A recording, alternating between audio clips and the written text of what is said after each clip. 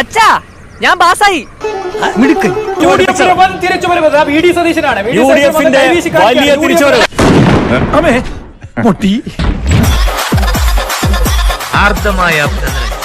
വല്ലാത്തൊരു പൊട്ടലായിപ്പോയി. സാറെന്താ ഒന്നും മിണ്ടായിരിക്കുന്നത്?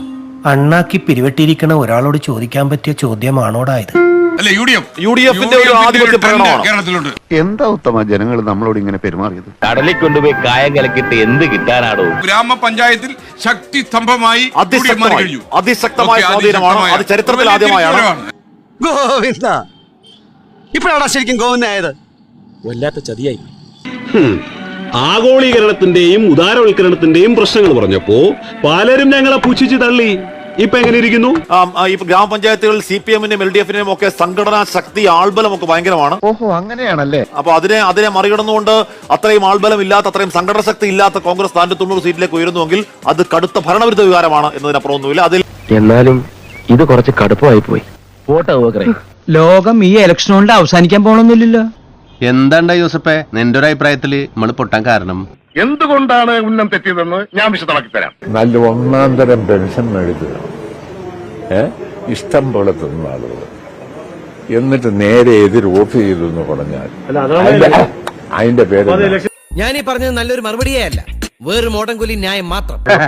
ഇനി ഈ നാടകങ്ങളിൽ പറ്റില്ല, അത് നടപ്പില്ല. ഇതെല്ലാം വാങ്ങി നല്ല ഭംഗിയായി ചാപ്പാട് കഴിച്ചവര് നല്ല ഭംഗിയായി നമുക്കിട്ട് വെച്ചു എന്നാണ് എനിക്ക് തോന്നുന്നത്. അമ്മാവ മനുഷ്യനെ ഒരുമാതിരി വടിയാക്കരുത്.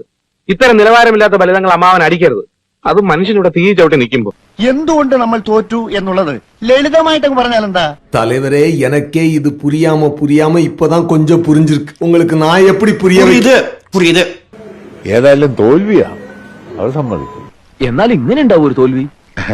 എനിക്ക് ചോറ് വേണ്ട. ഒരു തെരഞ്ഞെടുപ്പ് രാഷ്ട്രീയത്തിന്റെ ഭാഗമായിട്ടാണ് ഈ മീശവടിയോടെ പ്രേമിച്ചുകൊണ്ടിരിക്കുന്നത്. UDF സ്ഥാനാർത്ഥി ഭരണം പിടിച്ചു. തെരഞ്ഞെടുപ്പിൽ എന്തായാലും ജയിക്കുമെന്ന് വിചാരിച്ച് ഞാൻ പല വെല്ലുവിളികളും നടത്തിയതാ, ആകെ അബദ്ധമായി. പന്തയം വെച്ച ഇടത് പ്രവർത്തകൻ മീശ പഠിച്ചുകൊണ്ടിരിക്കുന്നു. അവര് ജയിച്ച പാതി മീശ എടുക്കാന്ന് പറഞ്ഞത് കോട്ടപ്പള്ളിയല്ലേ?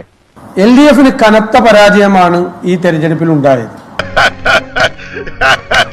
ഇതാ പറയുന്നത് ദൈവമുണ്ടെന്നും അന്തിമ വിജയം സത്യത്തിന് മാത്രമായിരിക്കുമെന്നും. ഇത് ഇന്നൊരു വലിയ, കേരളത്തിലെ ഏറ്റവും വലിയ പൊളിറ്റിക്കൽ പ്ലാറ്റ്ഫോമാണ് ടീം UDF എന്നാണ് ഈ തെരഞ്ഞെടുപ്പിലൂടെ ജനങ്ങൾ തെളിയിച്ചിരിക്കുന്നത്. സത്യം. അതാണ് ഇനി വരാനിരിക്കുന്ന കാലത്തിന്റെ മാറ്റം. പറഞ്ഞു കേൾക്കുന്നത് പോലെ വല്ലതും നടക്കോടാ നേതാവേ? ഒക്കെ നടക്കും സേതുവേട്ടാ.